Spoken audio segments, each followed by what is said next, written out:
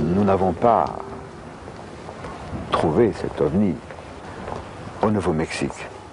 Il est en France, il est à Marne-la-Vallée, sur le site Euro Disney Resort. Et nous sommes à 2 pas de l'hôtel Santa Fe, non pas la ville Santa Fe au Nouveau-Mexique.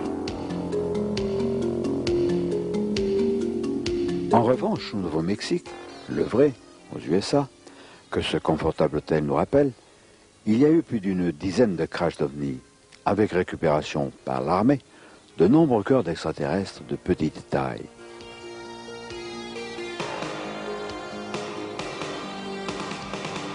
Et nous avons tenu à rendre hommage à l'éclectisme, à l'honnêteté intellectuelle des concepteurs de ce parc Euro Disney Resort, qui n'ont pas hésité, par souci de réalisme, à nous montrer cette chose-là étonnante, ce vaisseau qui s'est écrasé sur une terre étrangère, la nôtre, celle des terriens, et où des êtres sont morts, des êtres qui n'étaient pas des shirt grease, des petits gris, puisqu'ils avaient peur des soldats qui ont encerclé le site et qui ont emporté avec eux les témoins. Donc, c'était certainement des extraterrestres de petite taille, mais amicaux.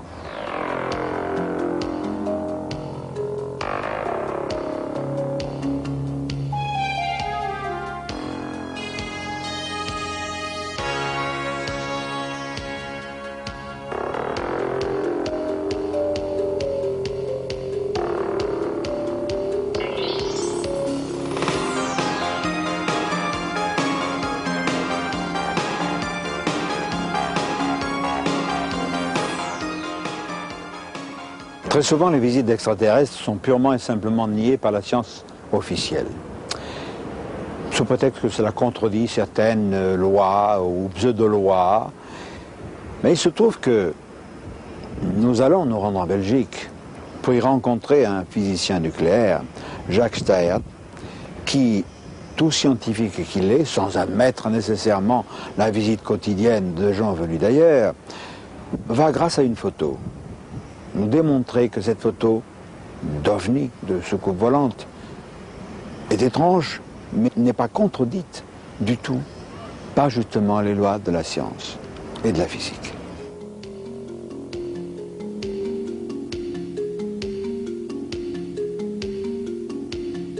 Vous avez observé certaines choses dans votre domaine qui vous ont incité à penser qu'on pouvait, dans certaines circonstances, expliquer certains documents concernant les ovnis qui coïncident avec les faisceaux particuliers. Comment avez-vous constaté ça? Donc avec l'ancien cyclotron, donc vous avez vu la structure métallique qui pèse 60 tonnes.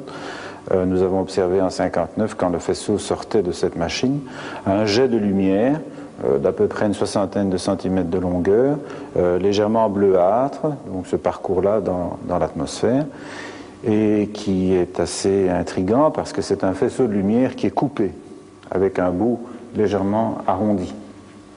Alors, ici avec le nouveau cyclotron, quand on a fait sortir les faisceaux d'ions lourds, c'est-à-dire des faisceaux oxygène, entre autres, qui sortaient dans l'air, on avait un jet d'à peu près une vingtaine de centimètres et dont les 2 extrémités étaient arrondies. Pourquoi? Parce que vous avez un faisceau d'ions qui sort du cyclotron, qui subissent des chocs dans l'air et qui s'arrête. Mais comme c'est un faisceau chargé, vous avez donc une différence de potentiel qui fait que les électrons, eux, circulent tout autour et donnent cette espèce de gaine de plasma, ce qui fait qu'on a un jet lumineux avec les 2 bouts arrondis. Ces faisceaux, moi j'ai pas eu la chance, j'étais en Belgique au moment de la grande vague de 1990, mais j'étais à Flémal-la-Grande, au sud de Bruxelles, au sud de Liège, et nous attendions avec Stanley Box, qui a eu la chance, qui est un habitant de Liège, de Flémal même, on attendait un gros engin triangulaire comme le Messie, et nous avons vu un petit engin, mais tellement rapide, non triangulaire, mais qui correspond un peu à ce que vous disiez, Jacques Steyert, tout à l'heure, cette sorte de cylindre aux bouts arrondis qui développait une vitesse faramineuse, et nous n'avons même pas pu actionner nos caméras, voilà. Alors, en ce qui concerne toutes ces observations curieuses de personnes qui voient des jets de lumière qui s'allongent et puis qui se raccourcissent, ça peut s'expliquer facilement par l'énergie d'une particule qui varie. Si vous prenez un cyclotron à énergie variable et que vous tournez un bouton et que vous changez l'énergie, eh bien, quand l'énergie augmente, le parcours de ce rayon augmente. Quand vous diminuez l'énergie, le parcours diminue. Et donc, avec un cyclotron à énergie variable, on pourrait reproduire ces jets de lumière qui sont coupés à l'extrémité. Parce qu'en fait, ce n'est pas de la lumière n'est qu'un effet secondaire d'un phénomène d'ionisation dû à un jet de particules premiers. Il me semble avoir lu, il y a pas longtemps, 20-30 ans, sous la signature d'un hyper-rationaliste, que ce n'était pas possible que la lumière se propageait comme ça et puis qu'elle ne pouvait pas être cohérente. Alors aujourd'hui nous saurions, parce que ce que vous venez d'expliquer démontre à l'évidence que même si ce n'est pas de la lumière, mais cet effet d'ionisation pour nos yeux paraît simplement être de la lumière. C'est ça qui est étonnant. Alors c'est intéressant parce que des recherches qui n'ont rien à voir avec les domaines de l'ufologie, les problèmes touchant au cyclotron et les effets visibles nous amènent à penser, et je crois que c'est convaincant, que nous pouvons qualifier ces phénomènes lumineux de projections issues peut-être pas d'un cyclotron, mais de quelque chose qui produirait des effets analogues. Oui, parce que nous pouvons avoir des réactions nucléaires d'un type particulier qui produisent directement ces particules, mais le problème c'est d'avoir en quantité suffisante. Et donc il faut puiser l'énergie quelque part. Il faut extraire l'énergie, certains disent de matière antimatière, mais je crois que la solution réside simplement dans l'azote de l'air que nous respirons. Nous n'utilisons que l'oxygène, mais l'azote qui est en l'air peut donner des réactions nucléaires assez intéressantes, moyennant les bons catalyseurs. Et on ne se rend pas compte de la quantité d'énergie qu'il y a dans l'atmosphère. Si je prends un simple litre d'air et que je le fusionne en silicium, eh bien, on a une centaine de gigawatts. Ça fait à peu près une puissance égale à une centaine de centrales nucléaires, simplement dans un litre d'air. Le tout, c'est d'avoir le bon catalyseur. Les extraterrestres nous visitent fréquemment, mais ce n'est pas toujours pour voir les grands de ce monde. Je pense évidemment à Eisenhower, qui les a rencontrés sur une base américaine, et c'est l'objet de l'illustration de notre vidéocassette. Ils sont également les visiteurs de personnes de tous les jours. Je pense à notre ami André Malby, qui est un naturopathe, et qui lui va nous parler de certaines rencontres. Alors André, tu as vécu une aventure assez extraordinaire en Espagne en 1976, à un contact. Parle-nous-en. Oui.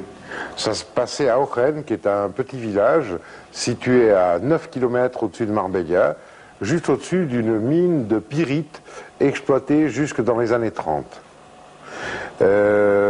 La chose étonnante, c'est que, en dehors de tout ce que nous allons pouvoir raconter, il y a eu, pendant que j'étais là-bas, une apparition, je ne sais pas comment l'appeler, enfin un soir à 8h10, il y a eu un ovni qui est resté pendant 10 minutes au-dessus du village et qui ensuite a disparu en même temps que le soleil se couchait.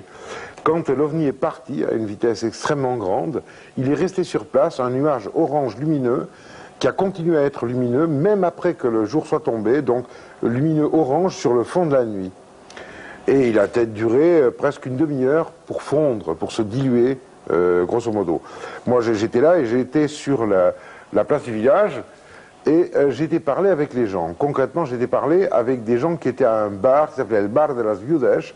Et j'ai dit, mais enfin, qu'est-ce que c'est? Et ils m'ont dit, non se preocupe, ne vous préoccupez pas, es normal, es buena gente, c'est normal, ce sont des bonnes gens.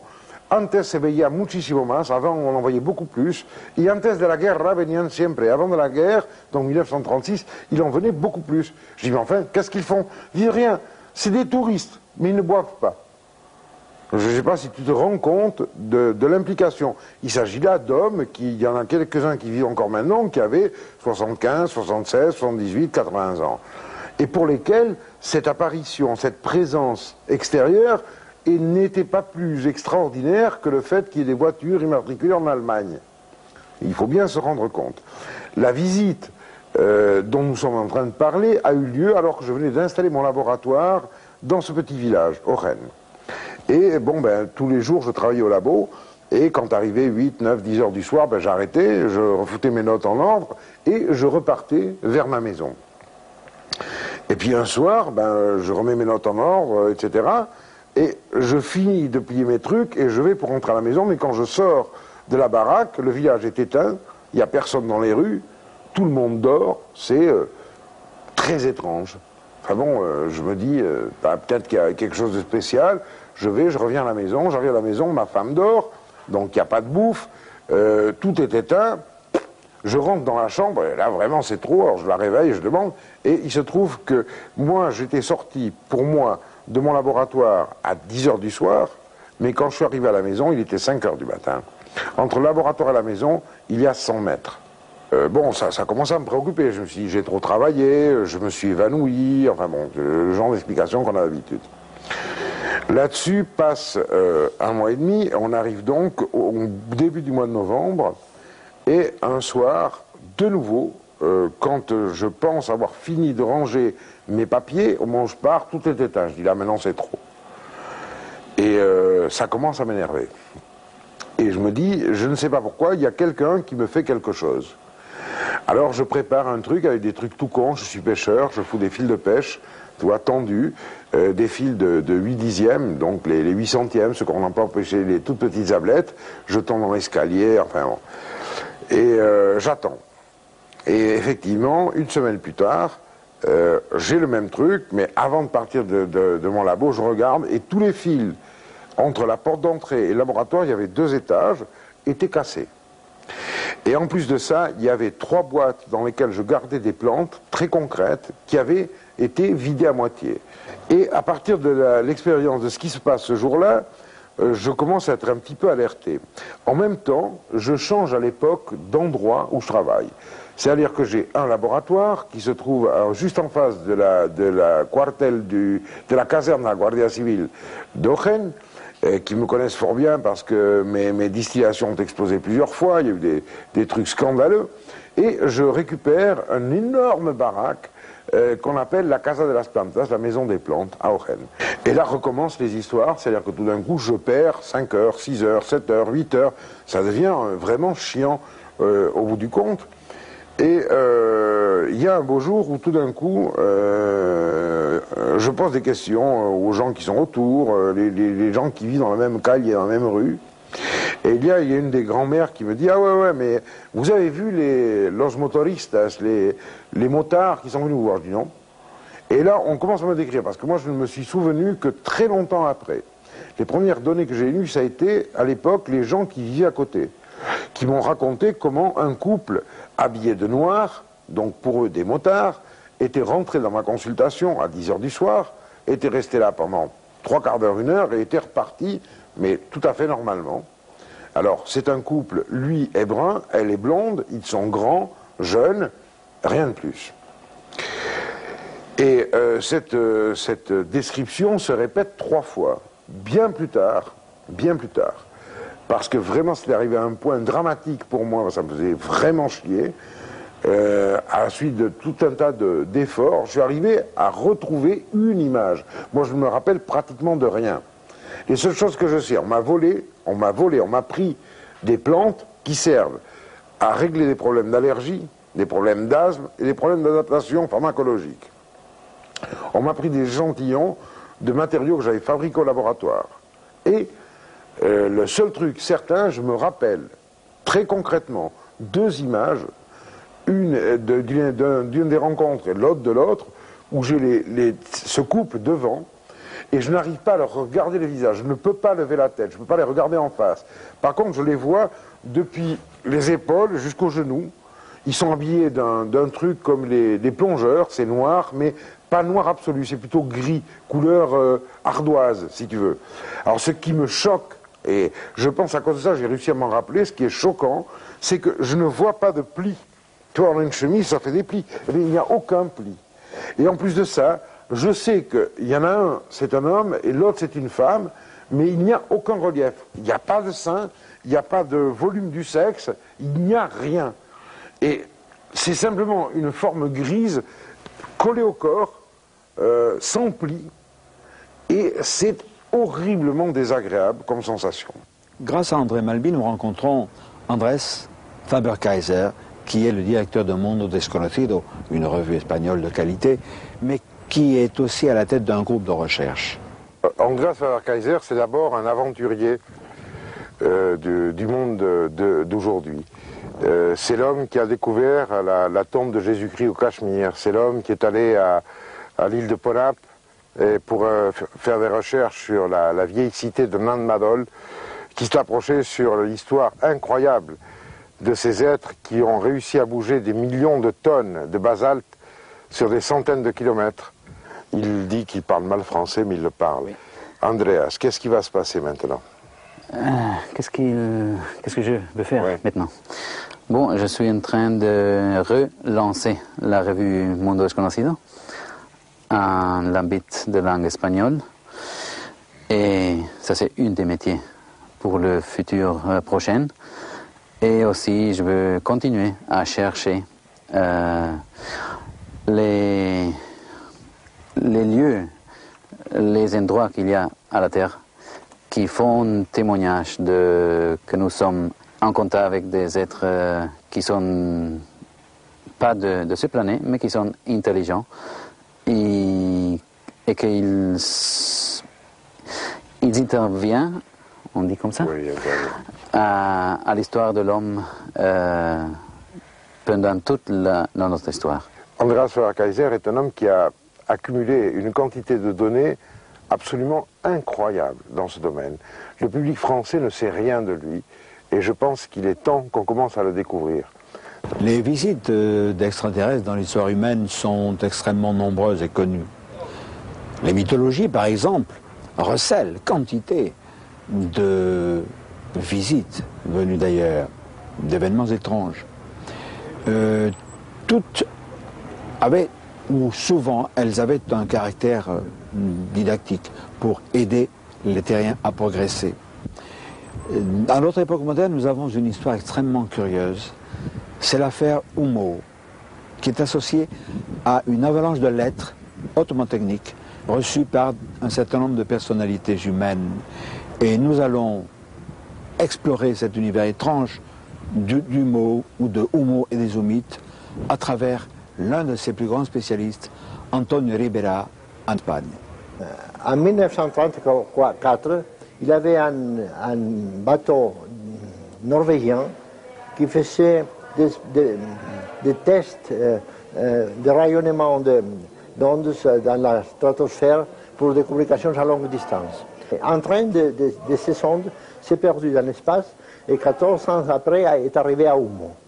Alors les scientifiques humides ont vu que ça n'appartenait pas au bruit des fonds de la galaxie, que c'était un signal codifié, intelligent. Ils ont essayé de la décodifier, c'était une transmission en Morse, ils n'ont pas réussi, mais ils ont localisé la planète, notre planète, d'où venait. Alors ils ont organisé sa première Inayuyisa, ça veut dire expédition, parce que les terres humides sont parsemées des mots humides, avec la traduction entre parenthèses à côté. Ça a permis à un chercheur sévillan, Antonio Moya Cerpa, de faire un essai de dictionnaire espagnol-français humide, qui est publié dans mon livre. C'est très curieux parce que il y a un séminaire à l'université de Séville et les savants assemblés ont dit que c'est une langue valable, c'est une langue qui peut fonctionner comme langue. Et c'est alors que les humides ont organisé sa première expédition sur Terre. Ils sont arrivés au mois de mars près de la Javie et ils sont restés étonnés de trouver une autre humanité. semblable à la sienne. Ils sont des hommes, ils sont grands blonds, type nordique.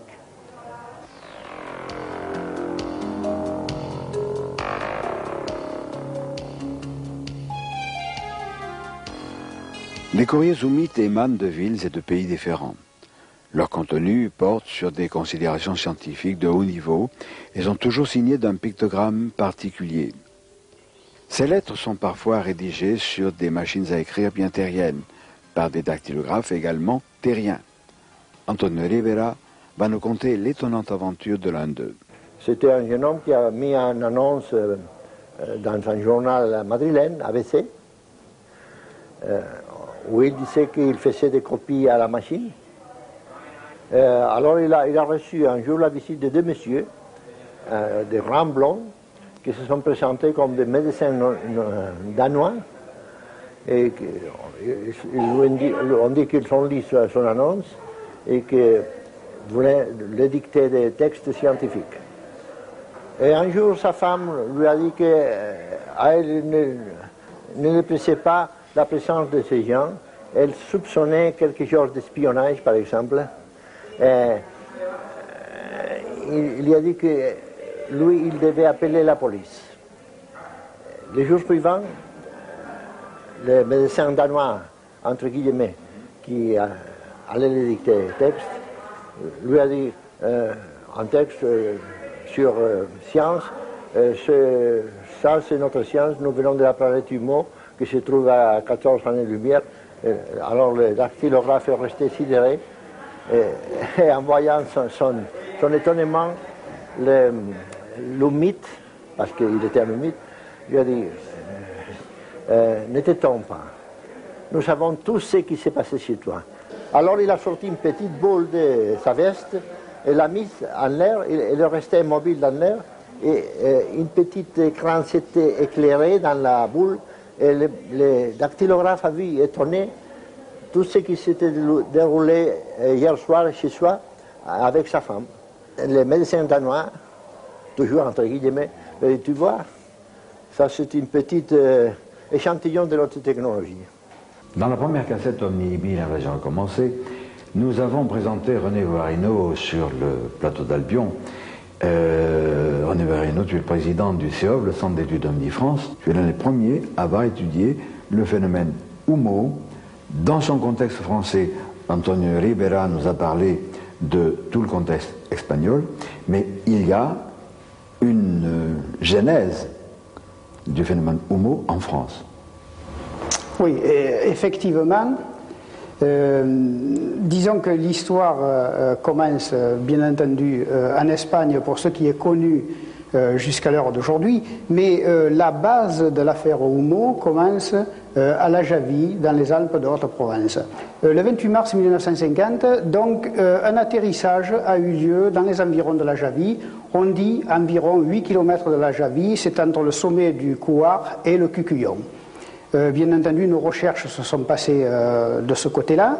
On sait que les humides ont laissé un contingent d'extraterrestres sur Terre, et ce contingent-là a vécu environ à peu près 2 ans dans le département des Alpes de Haute-Provence, et divers phénomènes se sont passés pendant ce temps-là, c'est-à-dire qu'il y a eu un vol de compteur électrique dans une ferme nommée La Dépense, qui se situait à 4 km de la Javie. Alors tout ça, ça nous a fait faire des recherches vraiment très poussées. Toi et ton équipe du CEOV, vous êtes allés maintes fois sur place. Vous avez quand même constaté, dans l'époque récente, des choses un peu bizarres. D'abord, nous avons contacté la gendarmerie des Alpes de Haute-Provence, bien entendu à Digne, à une époque, et je ne citerai pas de nom pour ne pas mettre des personnes qui sont encore en service là-dedans, un capitaine de gendarmerie qui m'a dit, mais monsieur Guarino, il y a eu, dans les années 75, avec monsieur Claude Poher, qui était le chef des sections fusées au CNES à ce moment-là, une reconnaissance dans le Cheval Blanc, dans les montagnes du Cheval Blanc, pour rechercher la grotte que les extraterrestres, que les humides auraient laissée avec du matériel humide. Et ce capitaine de gendarmerie m'a précisé qu'effectivement Claude Poher avait trouvé la grotte, plus le matériel qui s'y trouvait à l'intérieur encore à l'époque. Alors, je veux préciser, René, pour nos amis qui ne sont pas au courant, que Claude Poher a suscité en quelque sorte la création du GEPAN. Oui. C'est une cheville ouvrière qui a permis d'élaborer ce GEPAN, puis il l'a quitté. Alors il ne faut pas oublier que Claude Poher est le neveu d'Alain Poher du Sénat, et qu'Alain Poher du Sénat a quelque chose à voir avec le prieuré de Sion. Nous abordons d'ailleurs à travers certains personnages de Rennes le château, nous abordons le domaine mystérieux du prieuré de Sion, et tu as raison de dire qu'il faudra y revenir plus tard, parce qu'il y a tellement de choses extraordinaires, nous serons obligés d'y revenir. Ça ne s'arrête pas là. Ça ne s'arrête pas là, parce que lorsque nous avons fait ces recherches, nous avons trouvé qu'à travers les montagnes du Couard jusqu'à la Javie, du Cucullon jusqu'à la Javie, sans que ce soit une connaissance de tout le public, se construisaient des routes à travers la montagne, des routes spéciales. Alors quand je dis spéciales, ce n'est pas des routes du feu. Hein. Je fais une parenthèse, ce n'est pas une route pour un GMC qui va simplement éteindre un feu, n'importe quoi. C'est pas ça. Ce sont des routes bétonnées, ferraillées à l'intérieur, des routes faites pour recevoir soit des convois militaires, soit quelque chose de très important. Ça s'arrêterait là. Mais nos amis qui habitent dans le coin, qui font partie du CEOF, se sont vus un soir en faisant une course en vélo, là, en faisant une petite promenade en vélo, au pied de la montagne de la Blache, qu'on appelle, arrivé à un certain tournant, se sont trouvés nez à nez avec un char d'assaut militaire. Alors là, c'était un petit peu... on leur a interdit de passer. Quoique, ils prenaient cette route assez souvent pour faire leur randonnée, ils ont demandé pourquoi. On leur a dit, vous n'avez rien à savoir, vous retournez, là, vous ne passez pas. Alors, autre, le char militaire, il y avait toute une armée, il y avait des jeeps, il y avait toute une armée complètement, et on leur a interdit le passage, on leur a demandé de revenir. Mes amis qui sont au CEOF se sont renseignés auprès de la gendarmerie et de la mairie de Digne pour savoir ce qui se passait.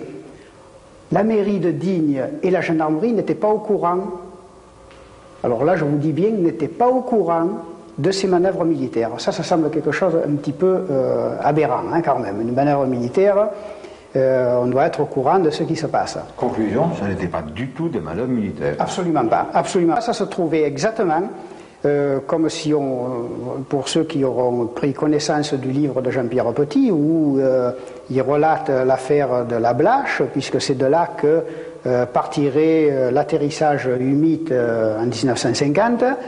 Il est vrai que ce secteur est très surveillé à l'heure d'aujourd'hui.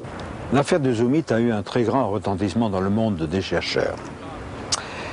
C'est ainsi, par exemple, qu'un scientifique français a avoué, dans un récent ouvrage, qu'il s'était appuyé sur les informations communiquées par les Zoumites pour faire progresser ses propres recherches.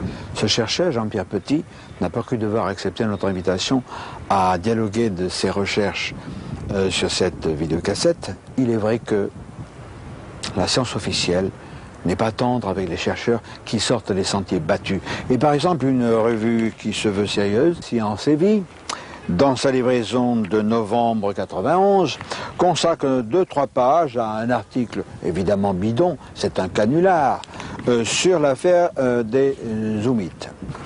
Alors c'est facile, évidemment, d'ironiser, de signer cet article d'un nom américain, Lucifer, qu'on peut prononcer Lucifer. Alors ça c'est facile. C'est plus compliqué de se pencher sur ces informations ou mythes. Et quelqu'un s'y est penché, un industriel important en Espagne. Il s'appelle Rafael Ferrios. Et pour Rafael, comment tout a commencé à faire Homo? Quiero saber cómo ha empezado todo, a partir de cuándo. On a su, Ribera et moi, à travers la presse, qu'il y avait une vue d'un ovni qui avait atterri. L'ovni a atterri en 1967. Cet ovni dont nous avons fait l'étude, il y a une publication de faite dessus. Peu de temps, quand le livre était déjà sous presse, mais pas encore publié, Personnellement, j'ai reçu une lettre d'Australie me disant curieusement que ce livre était intéressant, lui disant que nous sommes un groupe, une race d'hommes nés sur une autre planète. Nous sommes peut-être les derniers et les plus modernes de ceux qui vous ont visité. Parce que nous ne connaissons votre planète que depuis 1950. Et nous savons que vous êtes visité par d'autres extraterrestres que nous. Depuis bien avant. J'ai raconté l'histoire de la première lettre en 1992. J'ai en ma possession 1000 et quelques exemplaires feuilles de leur courrier.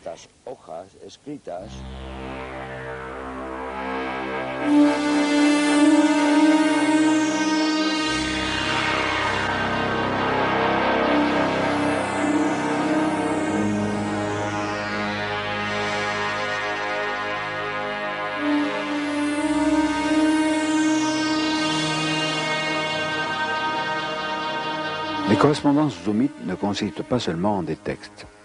Ce sont aussi des schémas dans lesquels ils décrivent leur planète, leur vaisseau, ou d'autres principes de leur science, toujours en avance sur la nôtre. Examinez ces dessins. Ils relèvent d'un savoir venu d'ailleurs.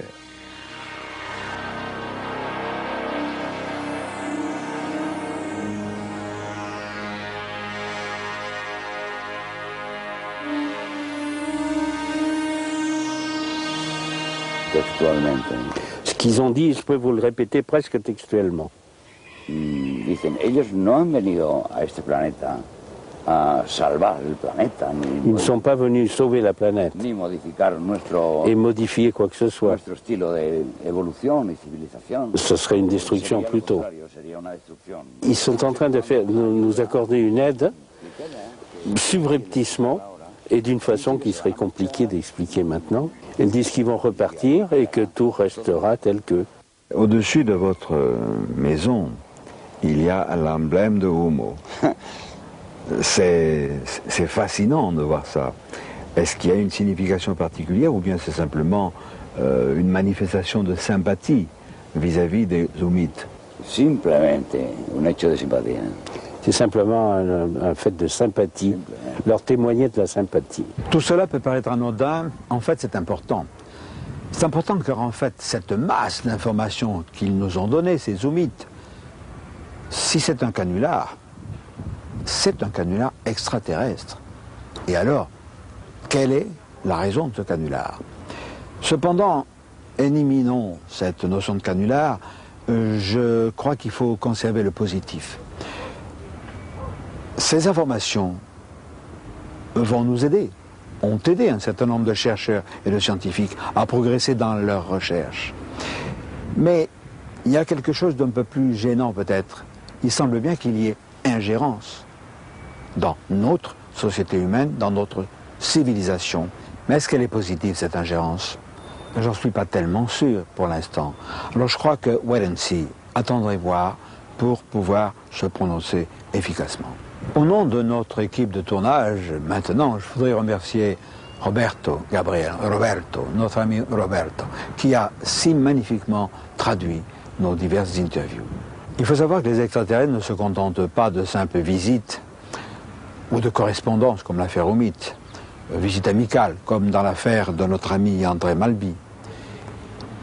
Il y a des enlèvements. Tous ne sont pas dramatiques. Nous sommes allés à Gerona, en Espagne, voir Prospera Muñoz, qui, elle, se souvient de ce qui lui est arrivé lorsqu'elle était très jeune. Grâce à notre ami Antonio Rivera, nous avons rencontré Prospera Muñoz, qui est une dame, qui est un chef de service dans les télécommunications, et qui a vécu une fantastique aventure lorsqu'elle était enfant. Alors, j'aimerais que vous nous racontiez comment ça a commencé. Vous aviez 7-8 ans, je crois. En effet, elle avait 7 ou 8 ans et elles étaient, elle et sa sœur, dans une propriété qu'elles avaient du côté de Murcie qui s'appelle Jumilla. Au milieu du matin, on a vu un appareil bizarre qui est arrivé. De là sont sortis deux personnages quelque peu bizarres. Ces deux personnages sont entrés dans la maison sous prétexte de demander un verre d'eau. Un d'eux s'est approché le verre des lèvres, mais il n'a pas bu. C'est là qu'elle s'est aperçue que leur main n'avait que 4 doigts. Physiquement, elle était de leur statut. Mais il faut tenir compte qu'elles avaient 8 ans et 13 ans. La tête, surtout le crâne, était beaucoup plus grand que d'habitude.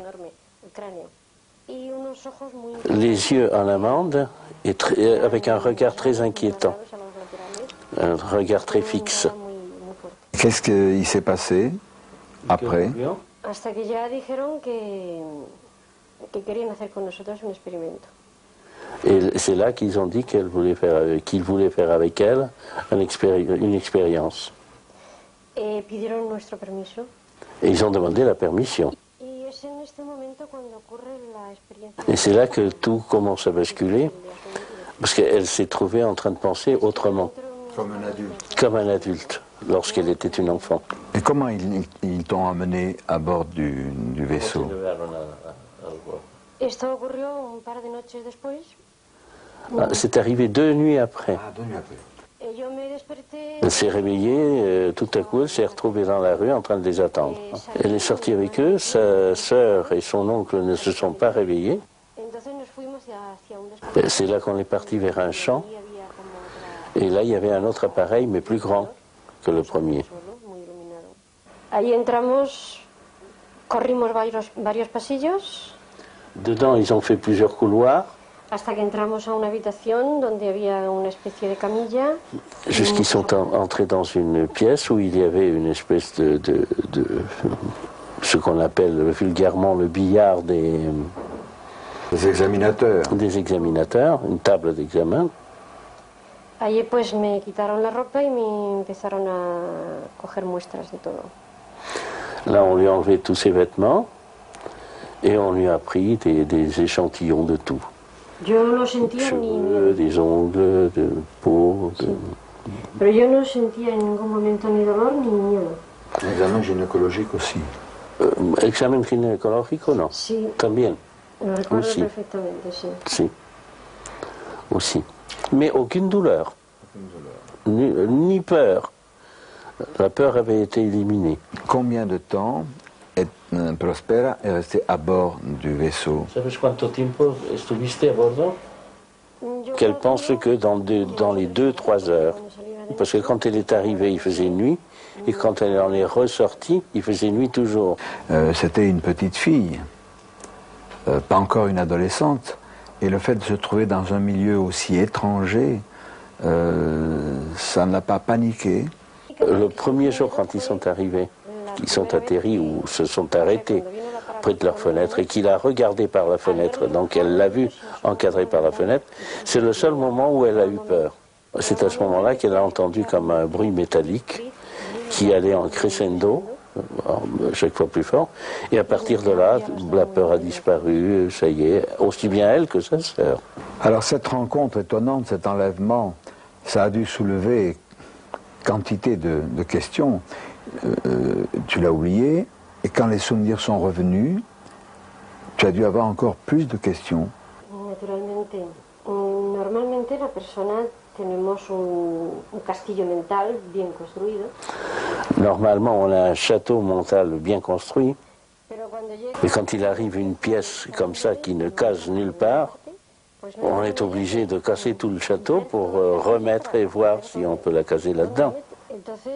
Si cette personne n'est pas protégée par son entourage, par sa famille, par la compréhension des siens et de son entourage, elle est en danger parce qu'il est difficile d'assumer. Je conçois que avec cette foule de questions, Proserpa ait lancé cette revue Búsqueda, qui veut dire, tu me l'as appris, Búsqueda, qui veut dire recherche. Il y a eu de très nombreux enlèvements et parfois ça a mal tourné. Il y a eu les gris. Que nous veulent-ils? Est-ce qu'ils ont de la considération pour nous? Et de toute manière, est-ce qu'il manifeste quelque chose, un désir, une insouciance? Comme nous avons posé la question dans la première cassette, où il était beaucoup question des gris, nous allons trouver Geneviève Van Clef, qui est une femme ufologue, en France, la seule, je crois, qui, elle, va nous donner des nouvelles des gris à travers des informations qui lui sont parvenues des États-Unis. Tu as publié 3 ouvrages, les deux derniers étant celui-ci, OVNI, Intervention, Capture, et puis OVNI, Expérimentation très spéciale. Alors, tu es passionné par l'ufologie américaine dans laquelle tu puises quantité d'informations et souvent tu les as avant nos autres collègues français d'ufologie. Alors, tu as découvert Secret Life, un bouquin tout à fait étonnant, paru cette année aux États-Unis. J'aimerais que tu nous dises quelques mots de cet ouvrage qui a pour auteur un psychiatre, je crois. Un psychiatre, oui, David Jacobs. Oui. Voilà. Qui a enquêté lui-même sur une 60aine de cas, surtout des femmes, surtout des femmes américaines, qui ont subi ce qu'on appelle un enlèvement. Alors évidemment, ce livre est très intéressant parce qu'il me semble que pour la première fois, il a découvert et il a rassemblé toutes les caractéristiques vraiment essentielles de ces enlèvements. D'ailleurs, il dit que partout, il les a retrouvés. En général, dans son livre d'ailleurs, au début, ses premiers chapitres, ce sont les choses qu'on retrouve dans tous les cas. Ensuite, d'autres choses qu'on retrouve moins facilement, mais enfin qu'on retrouve quand même dans certains cas. Et moi, ce qui m'a frappé, bon, bien sûr, je connaissais les enlèvements, je connaissais les livres de Bud Hopkins, je connaissais pas mal de livres, et on sait déjà que s'y retrouvent, bon, les implants, les observations, les prises de, comme tu sais, les prises d'ovules, les prises de sperme, enfin, et même les présentations d'hybrides, de soi-disant hybrides, dont on ne sait pas trop. Excuse-moi, il faut quand même expliquer à nos amis qui vont nous regarder qu'avant la présentation, il y a la fécondation artificielle, l'insémination artificielle.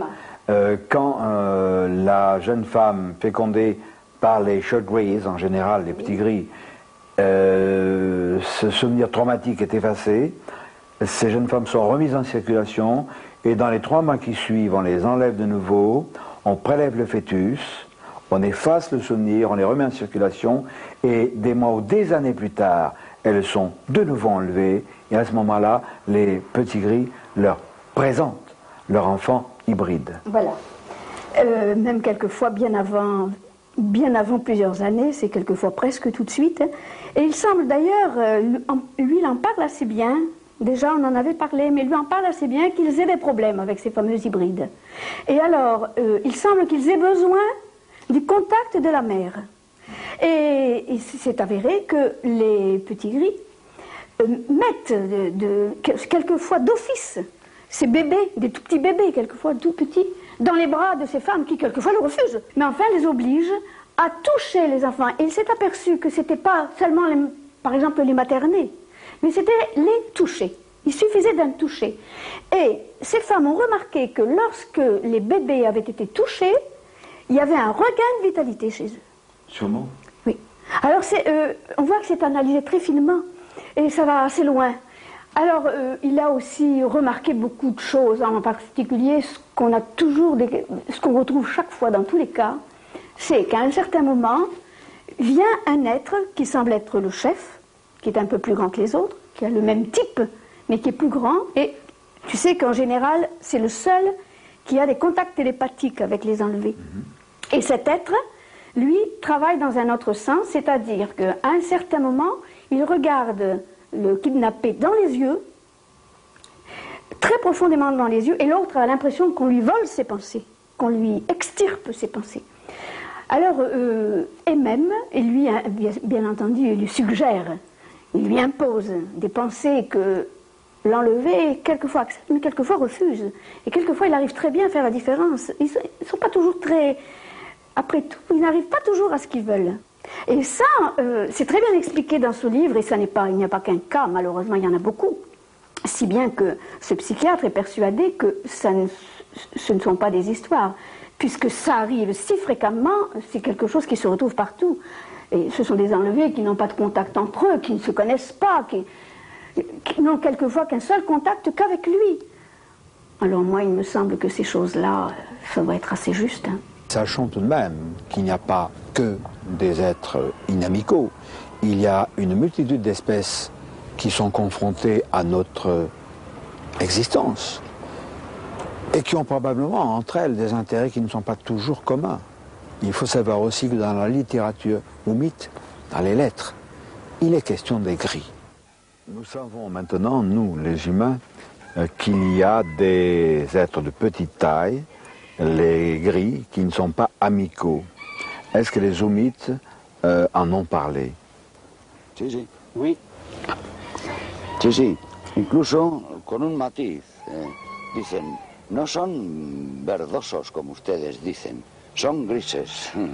Avec une nuance même, en disant qu'ils ne sont pas verts comme vous avez l'habitude de dire, mais gris. Oui. Un ton grisâtre. Hein. Ce qui passe, c'est que quand ils parlent d'autres gens qui viennent d'autres planètes, ils en parlent très peu. Ils en parlent, mais succinctement.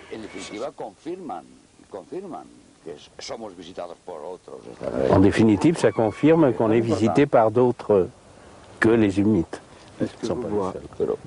Est-ce que vous vous rappelez de la date à partir de laquelle les oumites ont déclaré que les gris venaient nous visiter? Au-delà de 15 ans. Ça fait déjà plus de 15 ans. C'est intéressant parce que les gris, on les connaît, on sait qu'ils sont nos ennemis. Seulement depuis 1987, quand John Lear en a parlé. Antoine Rivera pense aussi que ce sont des gens apparemment ennemis. Je ne pense pas qu'ils soient ennemis, mais qu'ils ont une autre façon d'être, différente que la nôtre. Raphaël Ferrier et moi avons raison tous les deux, mais pas de la même manière. Ils ne sont pas nos ennemis, de même que nous ne sommes pas les ennemis du mouton ou du bœuf que nous mangeons. Ils nous sous-considèrent, ils nous considèrent inférieurs. En ce qui concerne nos types de sumites, un jour je suis allé dîner avec un chef de l'Interpol, un monsieur allemand, qui m'a dit qu'il avait des dossiers comme ça sur des types d'aspect nordique, qui voyageaient avec des passeports norvégiens, danois, suédois, etc., et qui portaient un petit appareil dans la gorge pour s'aider à parler. Parce que les sumites laissent de parler à l'âge de 12 ans. La communication devient télépathique alors. Et les types qui s'envoient sur Terre, dans les diverses expéditions, parce que ces expéditions se relèvent, ce ne sont pas les mêmes. Ceux de 1950 sont déjà partis il y a beaucoup de temps. Posent un petit appareil dans la roche pour s'aider à parler. C'est curieux qu'un chef de l'Interpol m'expliquait ça. Et je lui dis, est-ce que ce sont des criminels? Pourquoi vous intéressez-vous par eux? Ah, il m'a dit, c'est pour complaire à la CIA américaine qui nous l'a demandé. Nous savons, depuis que nous avons appris l'existence du MJ12, le gouvernement secret, que toutes les nations ont des rapports entre elles, qui échangent des informations et qui toutes sont complices pour nous tromper, pour nous mentir. Donc c'est parfaitement vraisemblable.